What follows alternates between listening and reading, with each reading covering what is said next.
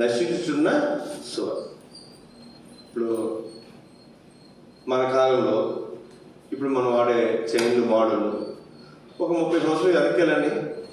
అప్పుడు ఏ మోడల్ వాడారా జనాలు? అప్పుడు వేరు. అంతకుముందు 30 సంవత్సరాల ముందుకు పోండి, అప్పుడు ఉన్నటువంటి మరి చైన్లు గొలుసులు వేరు. ఇప్పుడు ఆ పాత మోడల్ ఏమైనా కనిపించింది అనుకోండి, మన ఇంట్లో మా తాతలు వాళ్ళ బంగారం మనకు వచ్చింది అనుకోండి, ఏం చేస్తాం మనం? దాన్ని పాడు చేసి ఇంకో మంచిది చేయండి. అంటే నశించిపోతున్న సువర్ణం. అలా మనం మార్చినప్పుడు మరొక గ్రాము 2 గ్రాములు 3 గ్రాములు కరిగిపోతుంది బంగారం. ఏమైపోయింది అది? నేను దొరుకుద్దా అమ్మా? నేను దొరుకుద్దా బంగారం? అక్క మీరే దొరుకుద్దా? ఒక 50 సవర్లు బంగారం తీసుకెళ్ళి మెరుగు పెట్టుకొని ఇచ్చామండి. మెరుగు పెట్టేటప్పుడు ఏం చేస్తారు తెలుసా? మీకు మెరుగు పెట్టించారా? అందుకే ఆడవాళ్ళు ఏం చేస్తారు, ఇంటికాడ పట్టీలు కానీ అవి షాపుకి పంపించరు. అవసరం చింతపండు వేసి ఏం చేస్తారు చెప్పండి? చింతపండు తోలుతారమ్మా? షాంపూనా? షాంపూ లేకూడదండి, చింతపండు. మధ్యాహ్నం చింతపండేనా? కుంకుడుకాయ చింతపండు కావాలా? ఇత్తడి విధులా? ఓకే.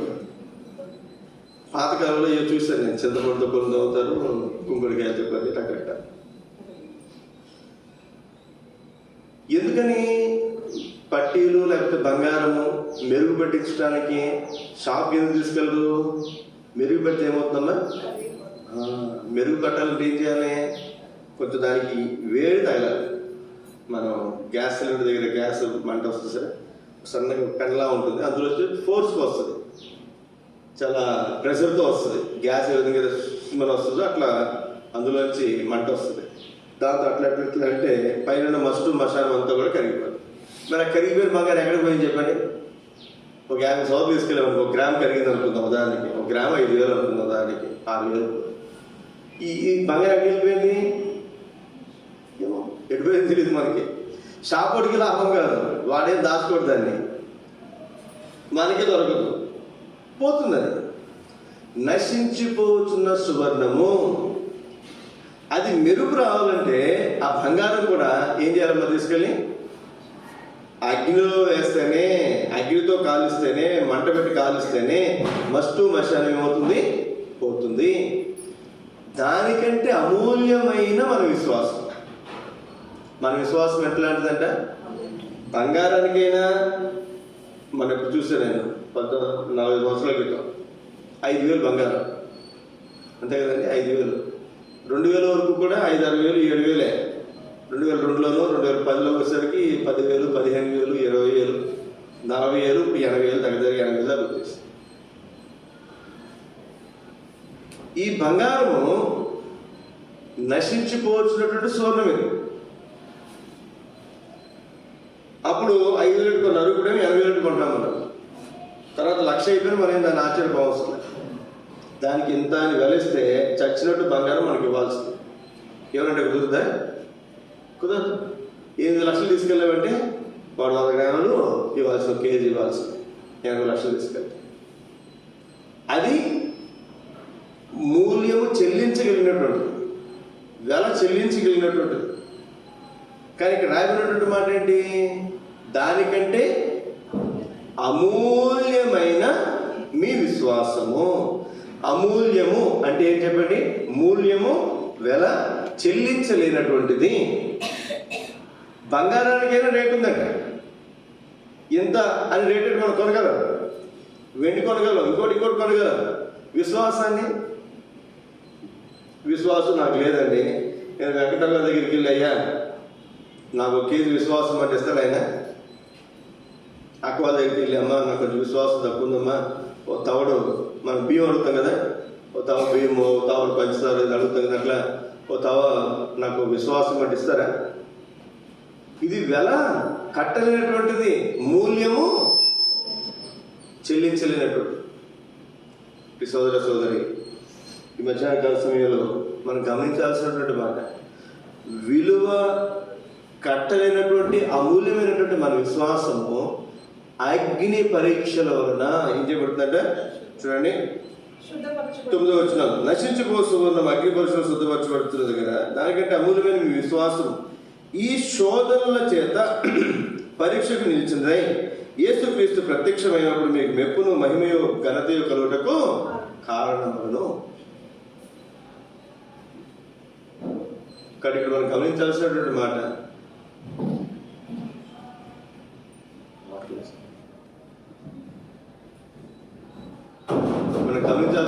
మాట, అమూల్యమైనటువంటి మన విశ్వాసం. ఏ విశ్వాసం అనేది?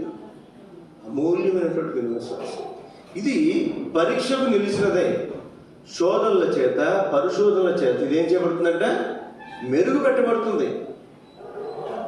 కొన్ని సార్లు మనం శ్రమలు గుండా వెళ్ళాల్సి వస్తుంది, ఇబ్బందులు గుండా వెళ్ళాల్సి వస్తుంది. కొన్నిసార్లు తిడతారు మనల్ని, ఇంట్లో భర్తలో లేదా భార్యలో, తల్లిదండ్రులు, రక్త సంబంధులు హేళన చేస్తారు, నిందిస్తారు, అవమానపరుస్తారు. ఎందుకని? యేసుక్రీస్తు నమ్ముకున్నందుకు, మందిరానికి వెళ్తున్నందుకు, దేవుని మార్గంలో నడుస్తున్నందుకు, దేవుని కొరకు జీవిస్తున్నాను. నేను ఒక సిస్టర్ ఫోన్ చేసి చాలా సంవత్సరాల తర్వాత మాట్లాడాను. మేము వేరే ఊళ్ళో ఉన్నప్పుడు ఆవిడ బంగారం అంటే చాలా ఇష్టం. ఆవిడకి ఏమి ఇష్టం చెప్పండి? వాళ్ళు కంసాలు బంగారం చేసే వాళ్ళు ఎవరు చెప్పండి? ఎవరండి? వాళ్ళ పేరు ఇంగ్లీష్లో ఉంటుంది. ఇంగ్లీష్ ఏంటి ఏమంటారు? గోల్డ్ స్మిత్, కంసాలి. వాళ్ళు బంగారం తయారు చేస్తారు కనుక ఆవిడకి బంగారం అంటే చాలా ఇష్టం. చాలా. దుబాయ్ వెళ్ళిందంటే, దుబాయ్ సౌదీ ప్రాంతం, అక్కడ జాబ్ చేయడానికి వెళ్ళి టీచర్గా ఆవిడకి నచ్చిన బంగారం అంతా కొని తెచ్చుకుందండి. ఏం తెచ్చుకుందండి?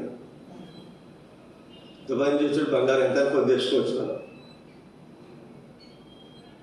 చాలినంత బంగారం తెచ్చుకుందంటే ఒక్కొక్కసారి ఒక్కొక్క రకమైనటువంటి బంగారపు వస్తువులతో అలంకరించుకుంది. ఒకసారి ఎందుకో ఎవరు అన్నారంట, చర్చకు వస్తా కదా, ఎందుకని నీకు బంగారం అన్ని రకాలు పెట్టాలు వేసుకొస్తామని ఎవరు అన్నారు. అంటే ఇదేంటి బంగారం వేసుకుని, నేను పెద్ద పెద్ద వేసుకున్నానా, వచ్చేయను. ఏం వేసుకుని చెప్పండి? వచ్చేయను, ముక్కు లేదా చెవుకో ముక్కు కొడుకు లేదా చెవుకో పోగు, చేతికో గాజు, ఇంతేగా. సహజంగా ఎంత మించి నేను ఎక్కువ ఉంచుకోలేదు కదా అనుకుని ఆవిడ వదిలేసిందంట దాని గురించి. అప్పుడు ఎందుకు ఓ రోజున అనిపించిందంట, నాకు అన్ని ఐటమ్స్ ఉంటాయి, అసలు నేను ఇలా పట్టుకుంటే అంత బంగారం నా చేతిలో ఉంటే అప్పుడు మానేస్తాను. అనుకోకుండా అక్కడికి సౌదీలో దుబాయ్ వెళ్ళారు, బాగా సంపాదించుకున్నారు, వచ్చారు. వచ్చినప్పుడు అక్కడి నుంచి బంగారం కొనుక్కొచ్చే వాళ్ళు ట్యాక్స్ తక్కువ ఉంటుంది, కావాల్సిన బంగారం కొనుక్కొచ్చిన తర్వాత కొన్ని సంవత్సరాల తర్వాత, ఇది అనుకున్నది ఎప్పుడో కొన్ని సంవత్సరాల తర్వాత ఆవిడ అన్నమాట తనకే జ్ఞాపకం వచ్చేలా దేవుడు చేశాడు. అప్పుడు ఎవరి కోసం పెట్టుకున్నాను బంగారం, నేను ఎందుకోసం పెట్టుకుంటున్నాను అని బంగారం ఇంకా నాకు వద్దు, తీసేద్దామని చెప్పి మొత్తం తీసేసింది. ఎవరు చెప్పలేదు. అంతకుముందు విలువైనటువంటి బంగారపు వస్తువులు ధరించినటువంటి ఆ సిస్టమ్ చూసినటువంటి వాళ్ళు ఇప్పుడు చూస్తుంటే, ఇదేంటి ఈ అక్కేంటి ఇంత బంగారం పెట్టుకునేది, ఇప్పుడేంటి అసలు ఏం పెట్టుకోవట్లేదు. ఏం పెట్టుకోవట్లేదు చెప్పండి? ఇప్పుడు అసలు ఏం పెట్టుకోవట్లేదండి. వాళ్ళ మేనల్లుడు మేనకోడలు పెళ్ళికి వెళ్ళినప్పుడు వాళ్ళ అన్నవాళ్ళు చెప్పారట, నీ వస్తువులు పెట్టుకోవద్దులు అమ్మాయి, ఇవి నీకు కొనిస్తున్నాము. ఊరికే కదా, కొనిస్తున్నాను నీకు, నువ్వు పెట్టుకోవాల్సిందే అన్న సరే పెట్టుకోవాలి.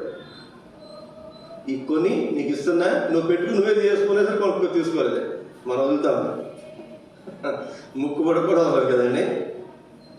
బంగారు వస్తువులు విలువైనటువంటి కొన్ని సవర్లు నాకు చైను లేకపోతే గాజులు ఇవన్నీ కొని ఇస్తే నాకు వద్దని చెప్పి పక్కన పడేసి. ఇక్కడ మనం గమనించాల్సినటువంటి ప్రాముఖ్యమైనటువంటి మాట, బంగారం కంటే కూడా విలువైనటువంటిది ఏం చెప్పండి? అమూల్యమైన మన విశ్వాసం. ఈ విశ్వాసము దేనికి నిలవాలి? పరీక్షకు నిలవాలి. పరీక్షకు నిలవాలి. నేను కూడా అంతకుముందు ఒక ఉంగరం పెట్టుకునేవాడు, జాబ్ చేస్తున్నాను. ఉంగరం ఎందుకు పెట్టుకున్నానంటే, జాబ్ చేస్తున్నప్పుడు కొంతమంది కొత్త వాళ్ళు వచ్చారు అనుకోండి, అడిగేవారు మామూలుగా, సార్ మీకు పెళ్ళి అయిందని అడిగేవారు. వాళ్ళకి అయిందని చెప్పలేక ఒక ఉంగరం పెట్టుకున్నాను. ఉంగరం పెట్టుకుంటే దాని అర్థం అని చెప్పండి, ఈ ఎల్కి పెట్టుకున్నారు. ఉంగరం పెట్టుకున్న దాని అర్థం ఏంటి? ఆడవాళ్ళకి అయితేనే మెట్లు, కాళ్ళకు మెట్లు చూడగానే పెళ్ళి ఏదని అర్థం అవుతుంది. మగవాళ్ళకి ఎలా అర్థం అవుతుంది చెప్పండి? ఈఎల్కే కదండి ఉండేది. ఈఎల్కి ఉంగరం పెట్టుకుంటారు. ఈఎల్కి ఉంగరం ఉంటే పెళ్ళి అయిందని దాన్ని ఒక చైన్ ఉండేది. చైన్ తప్పే కానీ ఉంగరం మాత్రం ఖచ్చితంగా పెట్టుకునేవాళ్ళు. ఎందుకో దేవుళ్ళకి వచ్చిన తర్వాత దాని మీద ఇంట్రెస్ట్ లేకుండా పోయింది. ఎందుకు నేనే ఒకసారి తీసేసాను దాన్ని. నా భార్యకి తీయమని చెప్పడానికి చెప్తే 3 సంవత్సరాలు పట్టింది ఆవిడ తీయడానికి. ఎన్ని సంవత్సరాలు పట్టిందండి? 3 సంవత్సరాలు. నేను అందుకే ఎవరికి కూడా చెప్పను, నా భార్య నా మాట అనడానికి ఎన్ని సంవత్సరాలు పట్టింది? 3 సంవత్సరాలు పడతాయి. మందిరానికి వచ్చే స్త్రీలకు, సిస్టర్స్కి, అమ్మ నువ్వు బంగారం పెట్టుకోకూడదు, నువ్వు ఇది పెట్టుకోకూడదు అని చెప్పడానికి నాకేం అధికారం ఉంటుంది? వాళ్ళు నా మాట ఎందుకు వింటారండి? దేవుడు వాళ్ళని ప్రేరేపించినప్పుడు, నీకు ప్రేరేపించినప్పుడు, నాకు ప్రేరేపించినప్పుడు మనమే తీసి అవతల పడేస్తాం. అట్లా జ్ఞాపకం పెట్టుకుందాం ప్రియ సోదరి సోదరి. మన విశ్వాసం ఎట్లాంటిది అంటే అమూల్యమైనటువంటిది. అమూల్యమైనటువంటి. ఈ రోజుల్లో కూడా మనకు కొంత మరి టీవీలో రకరకాల ప్రోగ్రామ్స్ వస్తుంటాయి. ముఖ్యంగా చర్చిలో పాస్టర్లు వాళ్ళు కూడా ఏం చేస్తారు చెప్పండి, రకరకాలుగా అలంకరించుకుంటారు. మంచి మంచి డ్రెస్సులు వేసుకుంటారు, సూట్ వేసుకుంటారు, లేకపోతే కోట్లు వేసుకుంటారు. సిస్టర్స్ అయితేనేమో డ్రెస్కు తగ్గ మ్యాచింగ్ మెడలో మంచి మంచి నెక్లెస్లు పెట్టుకుంటారు. అది తప్పని చెప్పట్లేదు, ఆయన ఒప్పని కూడా చెప్పట్లేదు. ఒకటి మాత్రం మనం గుర్తుపెట్టుకోవాలి. బైబిల్లో మాట ఉంటుంది చూడండి, ఇక్కడే పేతురు రాసిన మొదటి పత్రికలో ఎంత అద్భుతమైనటువంటి మాట చూడండి.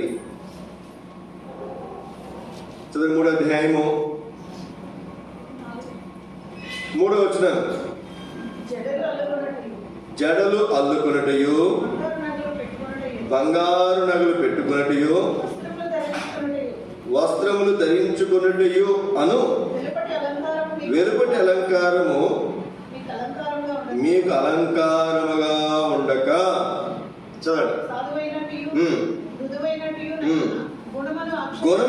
గుణమే మీకు అలంకారం. మీ హృదయపు అంతరంగ స్వభావము మీకు అలంకారంగా ఉండవలేదు. ఎవరికి విలువైనటువంటిది? నువ్వేదో మంచి చైన్ వేసుకొని వచ్చి, నెక్లెస్ హారం వేసుకొచ్చి, చక్క మన సాక్షి చెప్పింది కదా శోభన చైన్ వేసుకుని వస్తే దొంగతనం చేస్తారేమని భయం ఉంటుంది కదా, భయం. మరి చూడండి, మన సిటీస్లో మీరు చూడండి, ఎవరైనా ముసలి వాళ్ళు వెళ్తుంటే మెడలో చైన్ ఏం చేస్తారు? లాగేస్తారు. ఒకసారి చిన్న వీడియో క్లిప్ చూసాను నేను. ట్రైను 60-70 స్పీడ్లో వెళ్తుంది, చాలా స్పీడ్లో వెళ్తుంది. అక్కడ నిలబడ్డాడు బాత్రూమ్స్ దగ్గర ఒక వ్యక్తి నిలబడ్డాడు. 22-23 సంవత్సరాలు ఎక్కువ. వాష్రూమ్కి వెళ్ళి ఆవిడ వస్తుంది, ముసలావిడ. ఆవిడ ఒక మంచి తోడున్నారు. ఈవిడ 50 సంవత్సరాలు, ఆవిడకేమో 70-65 అలా ఉంటే వయసు. ఆవిడ రాగానే మెడలో చైన్ గట్టిగా లాగి, రాకపోతే ఇంకా గట్టిగా లాగి, వెళ్తున్నటువంటి ట్రైన్లోంచి దూకేశాడు. ఖచ్చితంగా కాలు వచ్చి ఇరిగిపోతాడు, ఖచ్చితంగా అందులో అనుమానం లేదు, అంత స్పీడ్లో దూకేశాడు. దేనికోసం చెప్పండి? కొన్నిసార్లు మనం చూస్తాం స్నాచెస్ అని చైన్లు లాగేసేవాళ్ళు. వాళ్ళు గట్టిగా లాగినప్పుడు ఒకసారి చైన్ తెగదు, గట్టిగా ఉంటాయి చైన్లు. తెగకపోతే ఆ లాగినప్పుడు ఈ మెడ కూడా కట్ అయిపోయిన సందర్భాలు ఉన్నాయి. లేకపోతే ఆ మనిషి గట్టిగా పట్టుకుంటే చైన్ని, ఆ మనిషి చాలా దూరం లాక్కెళ్ళిపోయిన సందర్భాలు కూడా. ఇవన్నీ దేనికోసం? బంగారం కోసం. బంగారం కోసం జ్ఞాపకం పెట్టుకుందాం ప్రియ సోదర సోదరి. పెట్టుకోవటం మంచిదే, అలంకారం మంచిదే, కానీ దానికంటే విలువైనట్టు ఇంకోటి ఉందండి. బంగారం నగలు పెట్టుకోవడం కంటే కూడా అలంకారం ఇంకోటి ఉందండి. ఏంటది? ఇక్కడ నేను చెప్తున్నటువంటి మాటలు కాదు, జడలు అల్లుకోవటం అలంకారం అంటే ఏ మాస్టర్ గారు జడలు అల్లుకోవద్దు అంటారా, జడ కూడా వేసుకోవద్దు అంటారంటే అలా అని కాదు అర్థం. మామూలుగా జడ వేసుకోవటం వేరు, దాన్ని రకరకాలుగా అల్లుకోవటం వేరు. ఒకళ్ళు చూడండి, మరి అంటే పెద్దవాళ్ళు అయిపోయారు అనుకోండి, యవనస్తులు ఉన్నప్పుడు ఒక్కొక్క రోజు ఒక్కొక్కలా జడ అల్లుకుంటారు, ఒక్కొక్క స్టైల్ కదండి. ఒక వయసు వచ్చిన తర్వాత దాని పెద్ద మనకు ఆశ ఉండదు, జడలు అల్లుకోవటమే కొంతమంది పని. కొంతమంది ఏం చేస్తారంటే బంగారు నగలు పెట్టుకున్నట్టు, వస్త్రాలు ధరించుకున్నట్టు. ఒక రోజు నాకు అక్క వాళ్ళ ఇంటికి వెళ్తే మన చర్చికి రారు, వచ్చినప్పుడు ఎప్పుడైనా సహవాసానికి వెళ్ళేవారు, ఇప్పుడు వేరే సహవాసానికి వెళ్తున్నారు. ఆవిడ దగ్గరికి వెళ్తే నేను అక్క వెళ్ళాను. ఆవిడ అంది, అన్న మా చర్చిలో మంచి మంచి చీరలు కట్టుకొచ్చి అవి చూపించుకోవడానికి వస్తారన్న. మంచి చీర ఒకరు కట్టుకొస్తే ఆవిడని కామెంట్ చేసేవారు కొంతమంది, ఆ చీర గురించి మాట్లాడేవారు కొంతమంది, ఈ నెక్లెస్ గురించి మాట్లాడారు. ఇదే పని అండి చాలా మందికి. ఏమని చెప్పండి, చాలా మందికి ఇదే పని. ఎందుకంటే ఆ చర్చిలో ఎక్కువ మంది టీచర్లు ఉన్నారు, ఎక్కువ మంది ఎంప్లాయీస్ ఉన్నారు. ఎక్కువ మంది ఎంప్లాయీస్ ఉన్నప్పుడు సహజంగా ఉద్యోగస్తులు ఏం చేస్తారంటే కొంచెం ఉన్నంతలో వారు కొంచెం మంచుకోవడానికి ప్రయత్నం చేస్తారు. అది వేరు. వాళ్ళు ఏం చేస్తారంటే ఇక్కడ జడలు అల్లుకోవటం, అంటే రకరకాలుగా జడలు వేసుకోవటం, రకరకాల నగలు పెట్టుకోవటం, రకరకాల వస్త్రాలు, రకరకాల మోడల్స్, రకరకాల సంగతి. ఇవి వెలుపటి అలంకారం మీకు అలంకారంగా ఉండకూడదు. అట్లా వేసుకోవటం అవసరమే, జడ వేసుకోవటం అవసరమే, నగలు పెట్టుకోవటం కూడా కొంతవరకు అవసరం. ఎంతవరకు అవసరమో అంతవరకే. ఇంకా చూడండి ఏముండాలంటే అలంకారం 4వ వచనంలో సాధు, మృదుత్వము, గుణము, మీ హృదయపు అంతరంగ స్వభావం. మనం చూస్తాం, మన కొంతమంది గురించి మాట్లాడతాం, ఆవిడ మనసు భలే గన్నండి, ఆవిడ మనసు ఎంతో మంచిదండి. మా అన్నారు ఎవరన్నా మీ గురించి అట్లా అన్నారా? మీ గురించి అమ్మో ఆవిడ మనసు ఎంత మంచిదోనండి అన్నారు ఎవరైనా? అన్నారా మీ గురించి ఆయన మనసు ఎంత మంచిదో? ఎవరు చూశారు? ఇక్కడ చూడండి ఏంటి, ఇక్కడ చూడండి ఏముంది ఇక్కడ, ఏంటి మన అలంకారము 4వ వచనం చివరిలో, మీ హృదయపు అంతరంగ స్వభావం మీకు అలంకారం ఉండాలి.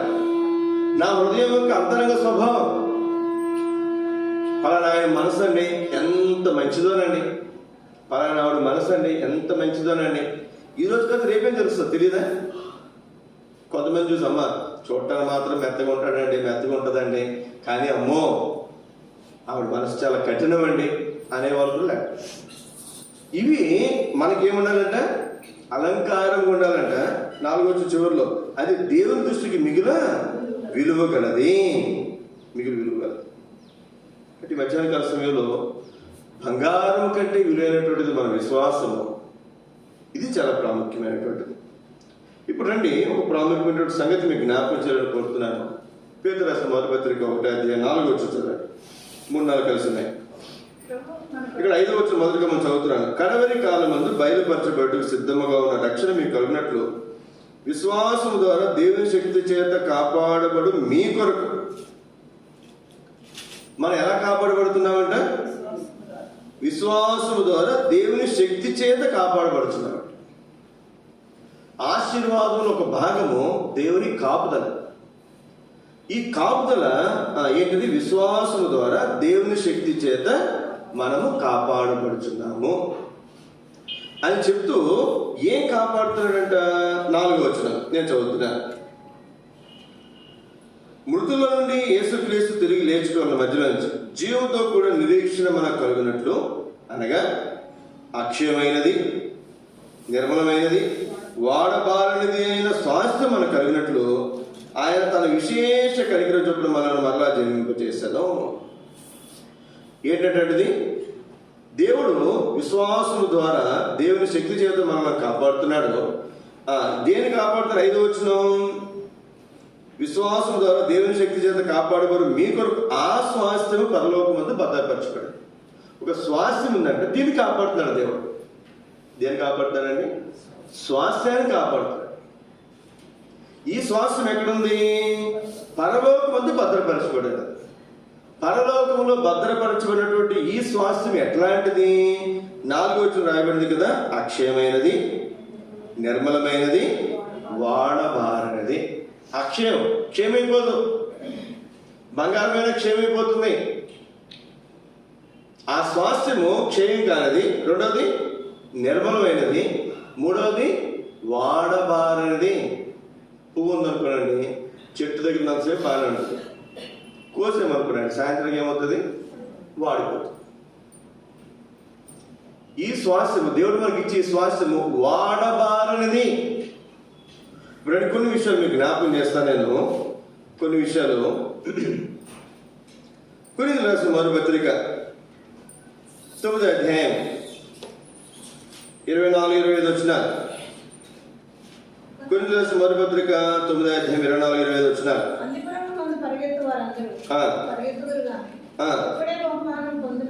పరిగెత్తినటువంటి వాళ్ళందరూ బహుమానం పొందరు, ఒక్కడే పొందుతాడు. అలాగే మీరు కూడా ఏం చేయాలంటే బహుమానం పొందినట్లుగా పరిగెత్తారు. 10 మంది పోరాడు ప్రతివాడు మితముగా ఉంటాడు. వాళ్ళు గోల్డ్ మెడల్ గెలిచారు, బ్రాంజ్ లేకపోతే సిల్వర్ మెడల్ గెలిచారంట. వాళ్ళు క్రికెట్ లేకపోతే మనం వాలీబాల్, ఫుట్బాల్, రకరకాల మ్యాచ్లు ఉన్నాయి. ఆ ప్రపంచ కప్పు కొరకు ఎంత ప్రయాసపడతారు. కొన్నిసార్లు బంగారంతో చేస్తారు, కానీ కొన్నిసార్లు మామూలు రోల్ గోల్డ్ కూడా చేస్తారు. ఈ ఏ వస్తువు చేస్తున్నా ఈ లోకంలో ఉన్నటువంటి వస్తువులు ఏనా ఓ సమయం వచ్చినప్పుడు ఏమవుతుంది చెప్పండి, అవన్నీ నశించుకోరు. చదవండి. ఇప్పుడు క్షయమైపోయే కిరీటం కొరకు వాళ్ళు ప్రయాసపడుతుంటే మనమైతే ఏ కిరీటం అండి? అక్షయమగు కిరీటం పొందుటకు మితముగా ఉన్నాం. సినిమా హీరోని తీసుకోనండి, హీరోయిన్ తీసుకోనండి, లేకపోతే అథ్లెటిక్స్ తీసుకోనండి, లేదా జిమ్నాస్టిక్ చేసే వాళ్ళని, స్పోర్ట్స్ పర్సన్స్ తీసుకోనండి. 10 సంవత్సరాల క్రితం మనం చూసినప్పుడు వాళ్ళు ఎట్లున్నారు, ఇప్పుడు కూడా ఎట్లుంటారండి? ఇప్పుడు కూడా ఎట్లుంటారు? అట్లాగే ఉంటారు. ఏదైనా మారుతారా? నేను ఒకసారి ఒక చిన్న ఇంటర్వ్యూ చూశాను. Hero Mahesh Babu interview. ఒక ఆవిడ ఇంటర్వ్యూ చేస్తూ అక్కడ 3 వస్తువులు పెట్టింది. ఒకటి పెరుగన్నం, ఇంకోటేమో పిజ్జా, బర్గర్ ఒకటి, ఇంకోటేమో కూల్ కేక్, పేస్ట్రీస్ అంటే కేకుల కంటే కూడా కూల్ కేక్ ఇంకా బాగుంటుంది. కేక్ 10 రూపాయలు 20 రూపాయలు ఉంటే కూల్ కేక్ 30, 40, 50, 100 రూపాయలు. 3 రకాలు పెట్టి ఈ మూడింటిలో ఏది ఇష్టం మీకు అని, ఏది ఇష్టం అని చెప్పారు చెప్పండి. ఇంకా నేను ఆశ్చర్యపోయాను ఆ మాట విన్నప్పుడు. 3 నేను తిన్నాను. ఈయన ఏం తింటే వాళ్ళు తెలిసి ఆయన 3 అక్కడ పెట్టారు అంట. పెరుగన్నం కూడా తింటాడంట,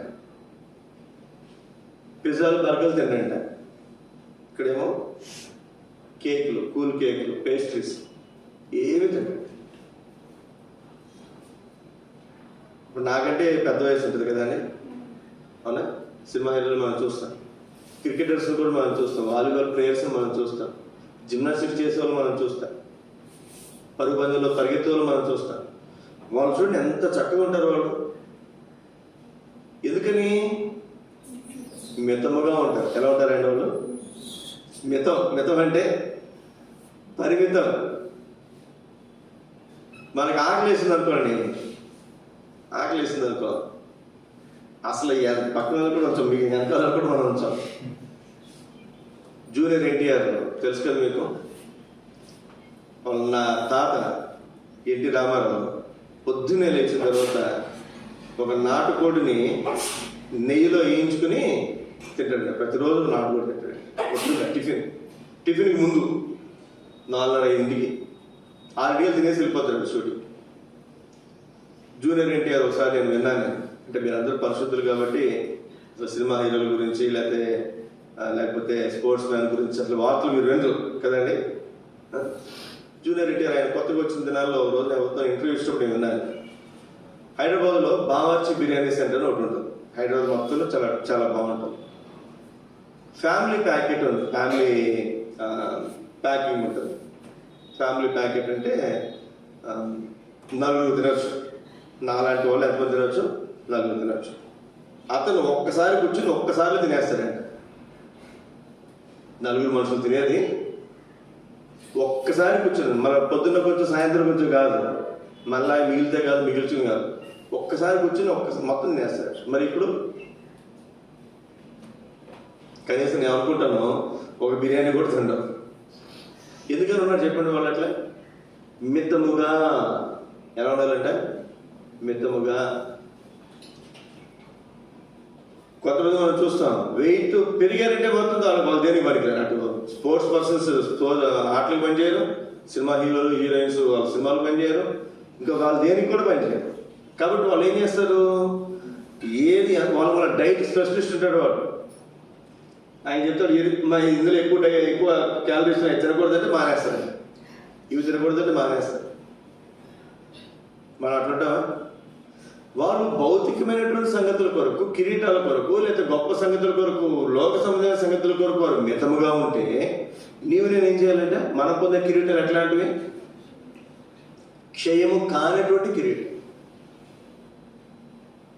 అందుకే పౌలు మాట ఉంటాడు, నా వలె ఉండుట పురుషునికి మేలు. నా వలె ఉండుట మేలు. పెళ్లి చేసుకోలేదా? పెళ్లి కాకుండానే ఉండు. పెళ్లి అయిందా? అట్లాగే ఉండు.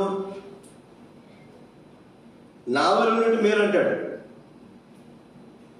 మితముగా ఉండటం చాలా అవసరం. మనం ఏం చేస్తామంటే మితముగా పరిమితిగా మనం ఉండలేము. అందుకే చిక్కులని కూడా. అందుకే మనం కిరీటాలు ఏం చేస్తాం చెప్పండి, పోగొట్టుకుంటున్నాం. దైవజనుడు భక్సింగ్ గారు, ఆయన గురించి మనం చాలాసార్లు విన్నాం, మాట్లాడుతున్నా. ఆయన ఆస్తిని వద్దనుకున్నాడు. తెలుసా అండి? తెలుసా? నేను ఆయన ఒక అంకులు నర్సరాపేటలో సేవ చేస్తారు. ఆయన దేవుడు సేవకు పిలిచాడు ఆయన్ని. ఇప్పుడు ఇవి ఉంటాయి కదండి, ఫైర్ డిపార్ట్మెంట్. అందులో ఫైర్ ఎక్కడైనా తగలబడిపోతుంది అనుకోండి, ఫైర్ ఇంజిన్లు వస్తాయి, వాటిని ఆపుతాయి. అందులో ఆయనకి జాబ్, గవర్నమెంట్ జాబ్. దేవుడు సేవకు పిలిస్తే ఉద్యోగం మానేసుకున్నాడు. ఆయనది బందరా ప్రాంతం. వీళ్ళ బాబాయిలు, వీళ్ళ మేనమామలు ఎమ్మెల్యేలు ఉన్నారు, ఎంపీలు ఉన్నారు. వీళ్ళ నాన్నగారు చనిపోయినప్పుడు, ఇప్పుడు సంగతి కదా, అప్పుడు సంగతి, దగ్గర 34 సంవత్సరాల క్రితం సంగతి. ఇప్పుడు ఎక్కడెక్కడ చూస్తే కొన్ని కోట్లు అంటే ఆస్తి. నువ్వు తలకొరువు పెడితే ఏమిస్తావు? ఈ ఆస్తి మొత్తం నీకు. తలకొరువు పెట్టకపోతే నీకు ఈ ఆస్తికి ఎటువంటి సంబంధము లేదు. ఒక్క 10 నిమిషాలు, తలకొరువు ఎంతసేపు చెప్పండి, ఒక 10 నిమిషాలు ఆ కార్యక్రమం అయిపోతుంది, ఆస్తి మాత్రం తీసుకోవచ్చు. నాకు ₹1 వద్దని చెప్పి వచ్చాడు. దేని కొరకు? దేవుని కొరకు. మితముగా. భక్సింగ్ గారికి వివాహం అయింది, తెలుసా మీకు? భక్సింగ్ అంకుల్ ఆయన మ్యారేజ్ కొడుకున్నాడు. ఎప్పుడైతే ఈ యేసుక్రీస్తు నమ్ముకున్నాడో, నాకు అవసరం లేదు అందాడు. మరి భక్సింగ్ గారి తర్వాత పెళ్లి చేసుకోవచ్చు కావాలంటే, చేసుకున్నాడా? చేసుకున్నాడు. కొన్ని వేల సంఘాలు కట్టాడు ఆయన, కొన్ని లక్షల మందిని దేవుని కొరకు సిద్ధపరిచాడు. సోదర సోదరి, ఈ మధ్యాహ్న కాల సమయంలో మనం పరిమితిగా ఉంటేనే, మితముగా ఉంటేనే అక్షయమైనటువంటి కిరీటాన్ని మనము పొందగలం. మన ఇష్టానుసారంగా మనం ఉన్నాం అనుకున్నాండి, శుభ్రంగా తింటున్నాం, పోలీస్ మన పోటీలు జరిగినాయి, పరిగెత్తగలం, అందులో పరిగెత్తలేము. మనం మితముగా ఉంటేనే మనం పందిపు రంగులో మనము పరిగెత్తగలం. ఇంకొంచెం మనం ముందుకెళ్తే ఇక్కడే పేతురు రాసిన మొదటి పత్రిక 5వ అధ్యాయం చదవండి. 2, 3, 4 వచనాలు. పేతురు రాసిన మొదటి పత్రిక 5వ అధ్యాయం 2, 3, 4 వచనాలు.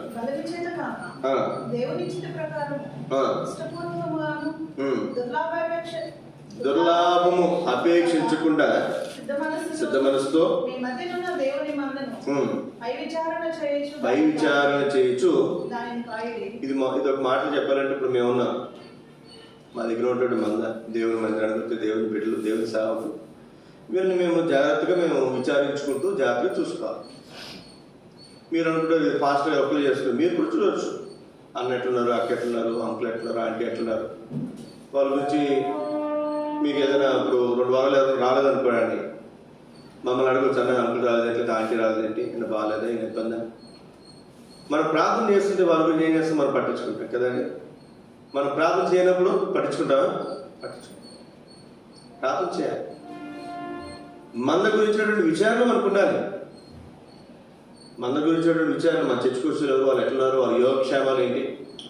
ఏదో 1 వారం 2 వారాలు రాలేకపోయారంటే అది వేరే సంగతి. 4 వారాలు రాలేకపోయారంటే వాళ్ళకి ఏదైనా ఇబ్బంది ఉందా, కష్టం ఉందా, ఏది ఉందా చూసుకోవాల్సిన అవసరం ఉంది. ఇంకా చూడండి, అలా చేస్తే ఏమవుతుందంట, 3వ వచనం, మీకు అప్పగింపబడిన వారి పైన ప్రభు లైనట్లుండక మందకి మీకు ఏదైనా ఒక బాధ్యత ఇస్తాం, నేను సేవకుని మీరు సిట్ అంటే సిట్ స్టాండర్డ్ సేవకూడదు. మందకి ఎట్లుండాలంటే మాదిరిగా ఉండాలి, మోడల్. ఈ మాట అందరూ కలిసి చదువుకు, 4వ వచనం అందరూ కలిసి. ప్రధాన కాపరి ప్రత్యక్షమైనప్పుడు మీరు వాడబారని మహిమా కిరీటము. ఏ కిరీటం అంటది? వాడబారని. వాడిపోదండి కిరీటం. అక్షయ కిరీటం పొందుతామంటే మితముగా ఉంటే, మన చర్చకొచ్చే వాళ్ళు, మన చుట్టుపక్కల ఉన్నటువంటి వారు, మన కుటుంబం గురించి మనం బాధ్యత తీసుకుంటే మన ఏ కిరీటం పొందుతామంటే వాడబారని మహిమా కిరీటం పొందుతాం. అంటే ఈ మధ్యాహ్న కాల సమయంలో సరే మన హృదయాలు మనం పరీక్షించుకుని ఏదో మామూలుగా మధ్యాహ్నానికి వచ్చి పోతున్నామా, లేకపోతే మరి ఈ శ్రేష్టమైనటువంటి అక్కడ దేవుడు మన కోసం స్వాస్థ్యం ఇచ్చాడు. ఆ స్వాస్థ్యం ఎట్లాంటిది? అక్షయమైనది, నిర్మలమైనది, వాడబారని స్వాస్థ్యం. అట్టి స్వాస్థ్యాన్ని మనం పొందినట్లుగా మన మనసు తప్పచ్చు. చివరి ఒక చిన్న తలం మీకు జ్ఞాపకం చేసి ముగిస్తాను నేను. సంఖ్యాకాండం 22వ అధ్యాయం చదవండి. 22వ అధ్యాయము 10వ వచనం. బిలాము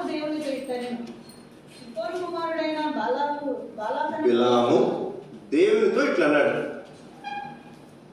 ఏమన్నా చెప్పండి. సిప్పోరు కుమారుడైన బాలాకను. ఇప్పుడు ఎవరు? బాలాక్ ఎవరు? మోయాబు రాజు. బిలాము ఎవరు? తన ప్రవక్తగా పిలువబడుతున్నటువంటి వ్యక్తి. ఇప్పుడు చదువు 12వ వచనం. వారిని శపించడానికి రమ్మని చెప్పి బాలాకు రాజు బిలాము ప్రవక్తని పంపిస్తే ఇప్పుడు 12వ, అందుకు దేవుడు నీవు వారితో వెళ్ళకూడదు. ఏ ప్రజలు? ఇశ్రాయేలు ప్రజలను శపించకూడదు. ఎవరంటే వాళ్ళు? వారు ఆశీర్వదింపబడిన వారు. ఎవరండి? ఎవరు?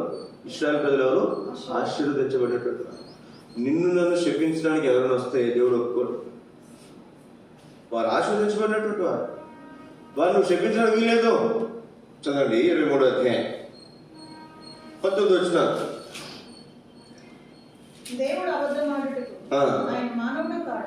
దేవుడు అబద్ధమాడుటకు మానవుడు కాదు, పశ్చాత్తాపడుటకు ఆయన నరపుత్రుడు కాడు. ఆయన చెప్పి చేయకుండా 20. దేవుడు ఇశ్రాయేలు ప్రజలను దీవించను, నేను దానిని మార్చలేను. సోదర సోదరి, దేవుని వాక్యం మనం చూస్తే దేవుని ఆశీర్వాదం, మనము ఆశీర్వదించబడినటువంటి ప్రజలమే, మనం దీవించబడినటువంటి ప్రజలమే. ఎవరు వచ్చి మనను శపించలేరు, మనను ఇంకేమీ చేయలేరు. గుర్తుపెట్టుకోనండి మాట. ముహూర్తాలు, సిద్ధాంతాలు ఇవేమి కూడా మనం ఏం చేయలేరు. చాతపళ్ళు, సోది చెప్పటం, మంత్రాలు వేయటం, లేకపోతే కొంతమంది అంటారు, మరి నిజాబద్దా నాకు తెలియదు, మందు పెట్టారంట. మందు ఏం పెట్టారు? మందు పెట్టారంటే ఒక ఆశ్చర్యం అయితే, మందు కక్కిచ్చారంట. రేపు పోయి మందు కక్కిచ్చారంట. ఒక రోజున ఒక అక్క మందిరానికి ఒక అక్కని తీసుకొచ్చి ఆవిడ చర్చికి రాదు. ఏముందంటే, నాన్న ఈ మధ్య పెళ్ళయింది, కానీ ఆయన మరి ఈమెతో సరిగా ఉండట్లేదు, ప్రార్థన చేయమన్నారు. సరే బాగా ప్రార్థన చేశాను. అన్న మర్చిపోయానన్నా, నూనె డబ్బా తీసుకొచ్చి పంపిస్తాను, నీకు ప్రార్థన చేసి పంపించాను. ఏమ్మా అన్న, నేను అడిగాను, మంచిది ఏంది అడగటం. ఏం లేదన్నా, ఆయన భోజనం చేసేటప్పుడు లేకపోతే భోజనంలో రోజు కొంచెం కొంచెం నూనె కలుపుతుంది. ఏం కల్పిస్తుందంట? ప్రార్థన చేసే నూనె ఏం చేస్తుందంట? అన్నం తినేటప్పుడు కొంచెం కొంచెం రోజుకు చొక్క వేస్తుందన్న. అప్పుడైనా మారుతాడు. ఏమంటే అమ్మ మంచిది అక్క, నీకు దండం, ముందు చెప్పావు. చెప్పకుండా నాకు కనుక నూనె ప్రార్థన చేయమంటే నేను ప్రార్థన చేసేవాడిని. ఈవిడేలా ఆవిడకి ఇచ్చేది, ఆవిడ ఏం చేసి చెప్పాడు, రోజుకు చొక్కేసేది. ఎప్పుడైనా కర్మకాలి ఆయన చూశాడు అనుకో, ఏమంటాడన్నా, హాస్టల్ గారు మందు పెట్టారు, మందు ఇచ్చారు, ఈవిడ పెట్టిందాకని చెప్పి ముందు నిన్ను కాదు ఎవరిని అంతాడు, వచ్చి ముందు నంత అంతాడు. మా తల్లి ఎట్లాంటి పనులు ఎప్పుడు కూడా చేయాలి. రోజుకు చుక్క ఎవరో చూపు కనపడట్లేదంట, ఏసు రక్తం దొరికిందంట ఎక్కడో షాప్లో. ఏదో చర్చికి వెళ్తే ఏసు రక్తం ఏసు రక్తం తెలుసుకుని మీకు ఏంటన్నా, కొబ్బరి నూనె కానీ వాళ్ళు అలా కలదు అని ఏసు రక్తం. కన్ను చూపు కనపడట్లేదని చెప్పి రోజుకు చుక్క వేసుకున్నాడంట కంట్లో. ఉన్న చూపు పోయింది. ఏం పోయింది? ఉన్న చూపు. కొంతమంది రోజు నోట్లో చొక్క వేసుకుంటారు. మేము చిన్నప్పుడు ముదినూరు పోవడని ఇక్కడ మనకి గుంటూరులో, ఇక్కడేమో కనుమల ఉంది కదండి, గుంటూరులోనేమో కాకాయ తోట ఉంది. మాకు తాడేపల్లిగూడెం దగ్గర, మా ఊరి దగ్గర ముదినూరు పోవడని తోట, అది కూడా స్వస్థ. అంతా అయిపోయింది, ప్రార్థన కూటం అంతా అయిపోయిన తర్వాత వెళ్ళేటప్పుడు లైన్లో వెళ్తుంటే నోరు అన్నారు. మనం ఇల్లరు, మీరు కూడా అందరికీ తెలుసు. అంటే చెప్పిన వాళ్ళు ఇంకంతా కొంచెం నొప్పుతారు. ఏం పడుతుంది నోట్లో? కొబ్బరి నూనె. అది పడకపోతే అన్న నాకు పడలేదన్నా అంటే మళ్ళా అంటే వాళ్ళ నోట్లో నొక్కాడు. దానికోసం క్యూ. వాడు ముందు వచ్చా రాకపోయినా ఖచ్చితంగా సాయంత్రం నోట్లో నూనె అలా స్ప్రే చేసి పోసే టైంలో మాత్రం ఖచ్చితంగా వచ్చి నోట్లో నూనె పడిపోయింది కాబట్టి నాకు అంతా అయిపోద్ది అనుకునే జ్ఞాపకం పెట్టుకుందాం. ప్లీజ్ సోదరి, ఇవేమి కూడా మనల్ని ఏమి చేయలేదు. బైబిల్లో ఏముందంటే నూనె రాసి ప్రార్థన. నూనె రాసి ప్రార్థన చేయమంటే ఏం చెప్పండి అమ్మా, చెప్పండి అక్క, చెప్తాను. నూనె రాసి ప్రార్థన చేయమంటే చూడండి అన్నమాట. ఇక్కడ ఉందిగా పేతురు యాకోబు రాసిన పత్రిక కూడా చూడండి.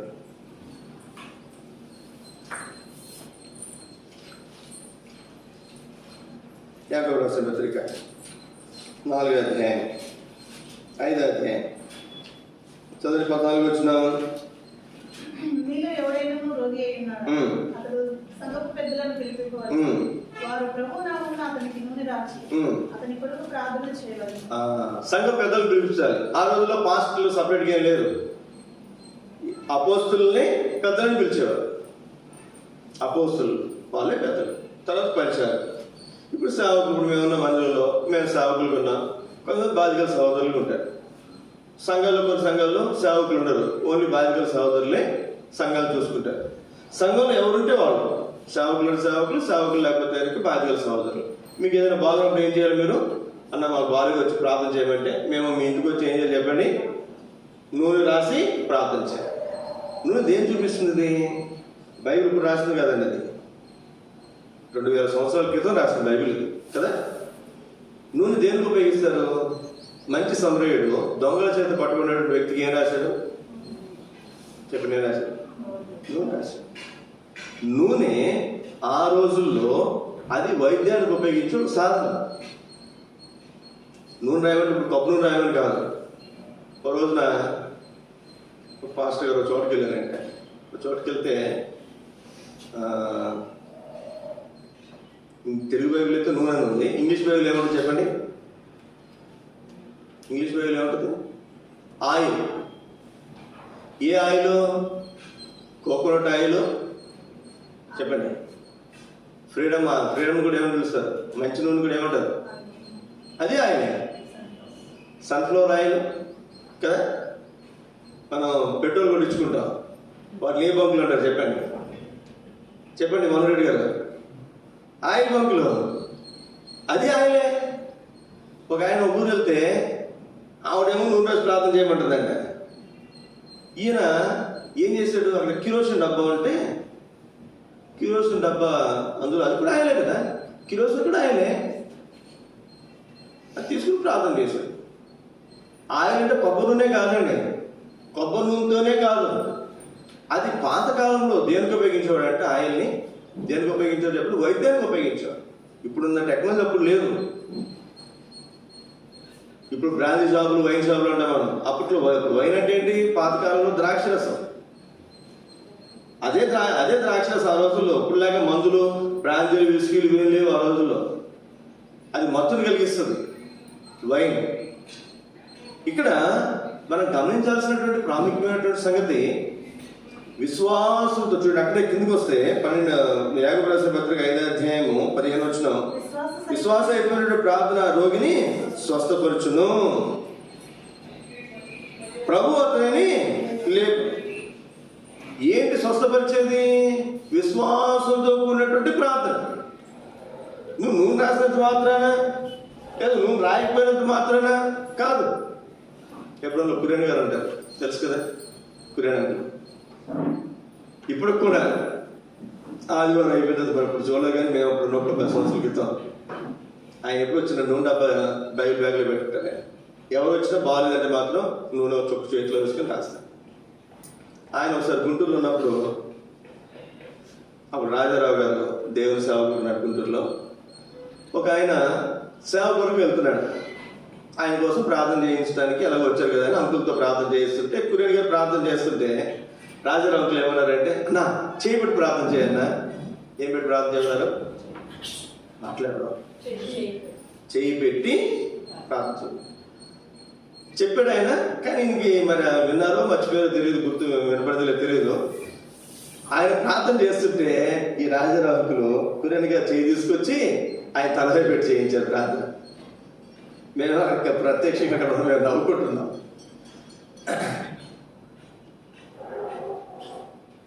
కొన్ని సంఘాల్లో, అంటే తప్పని నేను చెప్పట్లేదు, అలాగే ఒప్పని కూడా చెప్పట్లేదు, సేవ పంపించేటప్పుడు అక్కడ ఉన్నటువంటి ఆ పైన ఉన్నటువంటి వాళ్ళు ఏం చేస్తే తల మీద చేతి పెట్టి ప్రార్థన. పెళ్ళిళ్ళు కూడా చూడండి, కొన్ని క్రైస్తవ పెళ్ళిళ్ళలో పెళ్ళికొడుకు పెళ్ళికూతురు పెళ్ళి అయిన తర్వాత అక్కడ నిలబెట్టి వాళ్ళ మీద ఏం చేస్తారు చెప్పండి, చేతి అలా ఉంచి ప్రార్థన చేస్తారు. మన సాగు ఎక్కడ చేతులు ఉంచి ప్రార్థన చేయడం చూసారు మీరు? మాట్లాడరు, ఏం లేదు. దాన్ని ఇక్కడ పంపించినప్పుడు కూడా నా తల మీద ఎవరు చేయబెట్టలేదు, నా తల మీద చేతులు నుంచి నన్ను పంపించలేదు, ప్రార్థన చేసి పంపించారు. ఏం చేశారమ్మా? ప్రార్థన చేసి సంఘాన్ని పంపించారు. అలాగే మీ ఇంటికి వచ్చినప్పుడు కూడా నేను చాలా ప్రాముఖ్యమైతే అత్యవసరమైతే తప్ప అది కూడా ఎదుటి వాళ్ళ యొక్క సంగతి చూస్తాను నేను. వాళ్ళు కొత్త వాళ్ళు అనుకోనండి, వాళ్ళకు ఒక నమ్మకం, తల మీద చేయబెట్టి ప్రార్థన చేశారు, నాకు తగ్గిపోద్ది అనుకుంటాను, లేదా నూనె రాసి ప్రార్థన చేశారు నాకు తగ్గిపోద్ది, అట్లాంటి అభిప్రాయం వాళ్ళకు ఉన్నట్టుగా నాకు అనిపిస్తే అప్పుడు వాళ్ళు తల మీద చేయబెట్టి ప్రార్థన చేస్తారు. పాత విశ్వాసంలో అయితే 99% తల మీద చేతులు పెట్టి లేకపోతే బ్రదర్స్ అయితే చేయబట్టుకుని అట్లా ప్రార్థన చేయండి, అవసరంలా. నువ్వు ఎట్లా ప్రార్థన చేసిన ఏమవుతుందో చెప్పండి. విశ్వాస సహితమైనటువంటి ప్రార్థన రోగిని స్వస్థపరుస్తుంది, అంతే. నువ్వు ప్రార్థన చేసే నీకు ప్రార్థన చేయించుకునే ఆవిడ ఆయనకు విశ్వాసం ఉంటే చాలు. యేసుక్రీస్తు వారు ఒక సైన్యాధిపతి వాళ్ళ ఇంటికి వెళ్ళి వాళ్ళ సైనికుడి కోసం ఎవరికోసం ప్రార్థన చేయడానికి వెళ్తుంటే ఆయన ఏమన్నా తెలుసు చెప్పండి, అయ్యా నువ్వు నా ఇంట్లోకి రావడానికి నేను యోగ్యుని కాదు, నువ్వు ఒక్క మాట చెప్పు చాలు. ఏం చెప్పు? నీ సైనికుడు నీ పనివాడు స్వస్థత పడతాడు అన్న మాట చెప్పు చాలు. నా సైనికుడు ఏమవుతాడు? స్వస్థత. అప్పుడు ఇశ్రాయేలు యేసుక్రీస్తు ఏమన్నా చెప్పండి, ఇశ్రాయేలు ప్రజలలో అంటే క్రైస్తవులలో కూడా ఇట్టి విశ్వాసాన్ని నేను చూడలే. ఒక్క మాట చెప్తే చాలు నా దాసుడు ఏమవుతాడు? బాగు. ఈ రోజుల్లో విశ్వాసం ఎప్పుడో తెలుసా? నా చేయబట్టి ప్రార్థన చేయన్నా, అన్న నూనె రాసి ప్రార్థన చేయన్నా, మంచిగా నూనె తెచ్చుకుంటే రాసి ప్రార్థన చేస్తారు, తప్పేం కాదు. అలాగే అది అవసరం కూడా కాదు, అర్థమవుతుందండి. నూనె తీసుకొచ్చి ఇస్తే మేము ప్రార్థన చేయడం తప్పేమీ కాదు, తల మీద చేయబట్టి ప్రార్థన చేయడం లేదా నూనె రాసి ప్రార్థన చేయడం తప్పేం కాదు. అలాగనే చేయాల్సిన అవసరం కూడా లేదు. నీ నమ్మిక, నాకు పాస్టర్ గారు ప్రార్థన లేదు, అన్న ప్రార్థన చేశాడు దేవుడు స్వస్థిస్తాడు అని నమ్మితే చాలు. లేదు నాకు నూనె రాసి తలవే చేయబడి ప్రార్థన చేస్తేనే దేవుడు స్వస్థపరుస్తాడంటే ఆ ప్రకారం దేవుడు చేస్తాడు. ఇది మనం చాలా జాగ్రత్తగా గమనించుకోవాల్సినటువంటి విషయం. ఇక్కడ మనం చూస్తున్నాం కదా, దేవుడు ఏ విషయాల్లో ఏం చేయాలని చెప్పండి, పశ్చాత్తాపడుటకు ఆయన నరపుత్రుడు కాదు, ఆయన దీవించిన నిర్ణయాన్ని మార్చలేదు. ఇంకొక మాట ఇక్కడ మీకు జ్ఞాపకం చేసి ముగిస్తాను నేను. రోమిలకు రాసిన పత్రిక 11వ అధ్యాయము ఆయన పశ్చాత్తాపడడు అనే మాట గురించి ఒక మాట మీకు జ్ఞాపకం చేసి ముగిస్తాను. రోమ 11:29.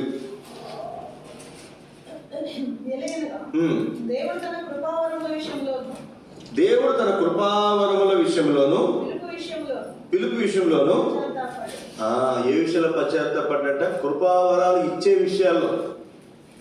తర్వాత ఇంకేంటి? పిలుపు విషయంలో, పిలిచే విషయంలో. ఇప్పుడు నన్ను దేవుడు సేవకుడు పిలిచాడు, నన్ను అవసరంగా పిలిచానే. మన పని కోసం శనివారానికి ఒక పని మిగిలిపోయింది, నేనేమో ఆ పని చేయలేను. సరే, చేయడానికి ఇక్కడ ఎవరు అందుబాటులో లేరు. ఆట మీద పోతే ఒక 2 బ్రదర్స్ పిలిచే వాళ్ళు వచ్చారు. పగలగొట్టడానికి ఇంత, ఐస్కి జల్లులు పట్టడానికి ఎంత అని చెప్పి వాళ్ళు కాంట్రాక్ట్ మాట్లాడారు. అమ్మ అంత అయితే ఇవ్వలేమని చెప్పి మళ్ళీ వెళ్ళి వాళ్ళని దింపి మళ్ళీ ఇంకొక వాళ్ళతో మాట్లాడితే ఒక భార్య భర్త ఇద్దరు వచ్చారు, పనిచేస్తామని వచ్చారు. పనిచేస్తామని వచ్చి ఫస్ట్లో చేసేస్తాను, మొత్తం చేస్తున్నారు. మొదలు పెట్టారు. 11:30 అయింది, 9కి వచ్చి 11:30 అయింది. ఒక మూట 2 మూటలు వేసుకుని జల్లి పెట్టాడు. ఆయన ఇక్కడి నుంచి కొంచెం ఇంత లెక్క పెంచి తీశాడు. నాకు అర్థం కాదు, ఏంది అసలు వీళ్ళు ఇలా అయితే సాయంత్రానికి ఎంత అవుతుంది అని చెప్పి, అవన్నీ కాదబ్బాయి మీరు ఇద్దరు అది జల్లి పెట్టేసి లోపల పోసి వెళ్ళిపోవాలి. 1 గంటకు చూస్తే ఇంత ఇసుక మిగిలింది అంతే. బయట మీరు చూడండి, మన కొత్త మోసరు లోపలికి ఆ ఇసుక ఒకటే బయట మిగిలినంతా కూడా జల్లి పెట్టేశారు, లోపల పోసి.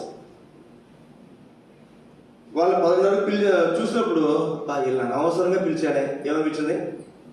వీళ్ళని అనవసరంగా. మళ్ళీ ఆయనకి ఏమో 800 అంటే ఆవిడకి 600 అంటే 1400 ఏమీ అవ్వలేదని చెప్పి. అంటే పిలిచినప్పుడు మనకి ఏమనిపిస్తుంది? పిలిచినటువంటి వాళ్ళు సరిగ్గా పనిచేయలేదు అనుకుంటే ఏమనిపిస్తుంది అండి? అనవసరంగా పిలిచామనిపిస్తుంది. కానీ దేవుని వాక్యంలో మనం చూస్తున్నాం, దేవుడు తన పిలుపు విషయంలో ఏం చేయాలంట? పశ్చాత్తాపడ్డ. కృపావరాలు ఇచ్చే విషయంలో కూడా ఏం చేయాలంట? పశ్చాత్తాపడ్డ. ఈ ఒక్క విషయంలో మీకు ఒక చిన్న తరం మీకు జ్ఞాపకం చేస్తాను. రండి, కొరింథీయులకు రాసిన మొదటి పత్రిక 7వ అధ్యాయం 7వ వచనం. కొరింథీయులకు రాసిన మొదటి పత్రిక 7వ అధ్యాయం 7వ వచనం. ఆజ్ఞ కాదు. కొరింథీయులకు రాసిన మొదటి పత్రిక 7వ అధ్యాయం 7వ వచనం.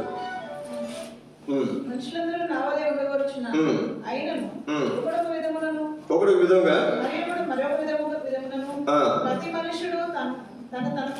ప్రతి మనుషుడు తనకున్న కృపావరమును ఎవరు అనుకుంటున్నారంటే కృపావరాల విషయంలో ఆయన పశ్చాత్తాపడ్డాడు. అరే వీడికి అనవసరం ఇచ్చానే.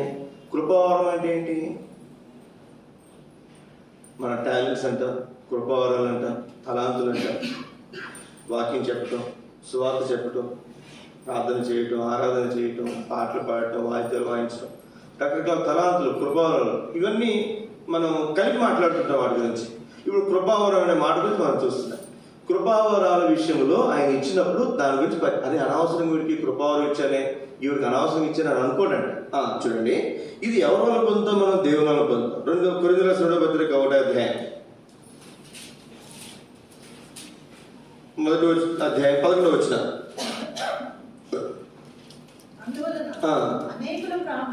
అనేకుల ప్రార్థన ద్వారా చాలండి, మాకు కలిగిన కృపావరములు. ఒకటి దేవుని వల్ల మనం కృపావరం పొందుతాం. నేను అన్నాను, దేవుడు నాకు ఏం చేస్తా చెప్పండి? కృపావరాలు ఇస్తాడు. కొన్నిసార్లు ఎదుటివారి ప్రార్థన ద్వారా దేవుడు మా కృపావరం ఇస్తాడు. నాకు పాటలు రావండి, ఉదాహరణకు పాటలు పాడతాను అన్న, దేవ మా సాగుకు పాటలు రావుతుంది, మంచిగా పాటలు పాడటానికి సహాయం చేయాలని మీరు కనుక ప్రార్థన చేశారు అనుకోండి, దేవుడు మాకేం చేయొచ్చు? ఆ తలాంత కృపావరము అంటే దేవుడు కృపావరం ఇస్తాడు. అనేకులు ప్రార్థన, పౌరులు తన గురించి అనేకుల ప్రార్థన ద్వారా మాకు కలిగిన కృపావరం. ఇప్పుడు చూడండి, అక్కడ ఆగిపోలే. ఎఫెసీయులకు రాసిన పత్రిక 3వ అధ్యాయం. ఎఫెసీయులకు రాసిన పత్రిక 3వ అధ్యాయం 7వ వచనం. దేవుడు కార్యకార్యగు తన శక్తిని బట్టి నాకు అనుగ్రహించిన కృపావరం చొప్పున నేను ఆ సువార్తకు పరిచారకునే. నీకు దేవుడు కృపావరం ఇచ్చినప్పుడు నువ్వేం చేయాలి? దాన్ని తీసుకుని ఇంట్లో దాచుకోకూడదు. పలానా పరిచర్యకు నువ్వేం చేయాలి? నువ్వు పలానా పరిచర్యకు నువ్వు పరిచారకుడు. నీకు పాటలు పడే తలాంతో కృపావరం దేవుడు ఇచ్చాడు. ఆ పరిచర్యలో నమ్మకంగా ఉండాలి. నీకు మరి ఇన్స్ట్రుమెంట్స్ ప్లే చేసే తలాంత ఇచ్చాడు, అందులో ఉండాలి. లేదా వాకింగ్ చెప్పే తలాంత, లేదా సువార్త చెప్పే తలాంత. కొంతమంది వారికి కృపావరాలు ఉన్నా ఆ పరిచర్యకు వారు తమను తాము ప్రత్యేకించుకోరు. నాకెందుకులే, వాళ్ళు పాడుకున్నారు, వాళ్ళు చేసుకున్నారు కదా. పౌలు అన్నాడు ఇక్కడ, దేవుడు నాకు ఇచ్చినటువంటి కృపావరానికి కృపావరాన్ని బట్టి నేను పలానా సువార్తకు పరిచారకుడుగానే ఉన్నాను. రోమిలకు రాసిన పత్రిక 1వ అధ్యాయం 12వ వచనం. ఈ కృపావరాలు ఏంటివి? రోమిలకు రాసిన పత్రిక 1వ అధ్యాయం 12వ వచనం. ఏదైనా చూడండి ఇక్కడ ఆగండి. ఏంటిది కృపావరం? ఇది భౌతిక సంబంధమైనది కాదు, ఇది ఆత్మ సంబంధమైనటువంటి కృపావరం. ఇది నీకు ఇవ్వాలి. పౌలుకి ఆశ ఏంటి? నేను దేవుని యొద్ద నుండి పొందాను, మీ ప్రార్థనలు నేను పొందాను. నేను పొంది నా దగ్గర ఉంచుకోకూడదు. నేనేం చేయాలి? వాటిని మీకు ఇవ్వాలి. ఇది చాలా ప్రాముఖ్యమైనది. మేము ఎప్పుడు కూడా ప్రయత్నం చేయాలి. ఎవరికైతే తలాంతులు పాటలు పడేవాళ్ళు, వాయిద్యాలు వాయించేవాళ్ళు, కొంతమంది చూడగానే అర్థమవుతుంది దేవుడికి తలాంతులు ఇచ్చాడు వాళ్ళకని. వాటిని మీరు ప్రజలను చేసుకోండి, మీరు మరి వాటి విషయం ప్రయాసపడండి, మరి వాటిని సాధన చేయండి అని మేము చెప్పాం. సిద్ధపరచండి, మా బాధ్యత. మేము ఎక్కడికి వెళ్తున్నప్పుడు మరి అరే పాటలు లేరు, లేదా వాయిద్యాలు వాయించలేదు, లేదా వాకింగ్ చెప్పారు అనుకోకుండా వాళ్ళని మేము సిద్ధపరచాల్సిన బాధ్యత మా మీద. మేము ఏమన్నా పోలు ఆత్మ సంబంధమైన కృపావరం ఏదైనా మీకు ఇవ్వటానికి మిమ్మల్ని చూడాలని మీకు అపేక్షించిన ఒక మాట, చివరిలో ఒక మాట మనం చదువుతారండి. తిమోతికి రాసిన 2వ పత్రిక 1వ అధ్యాయం 6వ వచనం. తిమోతికి రాసిన 2వ పత్రిక 1వ అధ్యాయం 6వ వచనం. నా హస్త నిక్షేపణ వలన నీకు కలిగిన దేవుని కృపావరము ప్రజ్వలింపచేయాలి. కృపావరాలు ఎట్లా వస్తాయంట? ఇప్పుడు నేను అన్నాను, నేను బాప్తిజం తీసుకున్నా, లేదా మీరు బాప్తిజం తీసుకున్నారు, మీరు తల మీద చేయబెట్టి ప్రార్థన చేయాలి. హస్త నిక్షేపణ అంటారు. ఖచ్చితంగా తల మీద చేతి నుంచి ప్రార్థన చేయాలి. ఇప్పుడు ఏమిస్తున్నాడు దేవుడు? కృపావరాలు ఇస్తాడు. ప్రార్థన చేయించుకునే వ్యక్తి ఎవరు, ప్రార్థన చేసే వ్యక్తి ఎవరు, ఎవరెవరికి తెలియదు. కానీ ప్రార్థన చేసేటప్పుడు కృపావరాలు ఇస్తారు. నాకు ఒక వ్యక్తి, ఒక బ్రదర్ చెప్తే, వాళ్ళు ప్రార్థన చేసేటప్పుడు నీకు కృపావరాలు ఇస్తారు, నువ్వు అది జాగ్రత్త వినమంటే నాకు ఏం గుర్తులేదు, కానీ ఒక్కడు మాత్రం గుర్తుంది. ఎఫ్ఎస్ పీటర్ గారు నాకు హస్తనిక్షేపం ప్రార్థన చేశారు, కురియన్ గారు బాప్తిసం ఇచ్చారు. ప్రార్థన చేసినప్పుడు ఆయన బీడు భూములు దొరకని ప్రార్థన చేశారు. ఏం చేసి చెప్పండి? బీడు భూములు అంటే ఏంటి? నాకు ఏం అర్థం కాలేదు అసలు. తర్వాత తెలిసింది ఏంటంటే సువార్త ప్రకటించాలి. ఎక్కడైతే సువార్త లేదో బీడు పట్టేసిన భూములు తున్నారు. ఎక్కడైతే దేవుని సంఘాలు లేవో, పరిచయం లేదో అక్కడికి పోయి ఏం చేయాలి? నేను సువార్త చేయాలి. సింగరాగడ్ వచ్చిన తర్వాత అర్థమైంది నాకు. 2004లో బాధ్యత తీసుకుంటే 2013లో వచ్చిన తర్వాత 10 సంవత్సరాల తర్వాత అప్పుడు అర్థమైంది దేవుడు ఇచ్చిన కృపావరం ఏంటంటే. జ్ఞాపకం పెట్టుకున్నాను.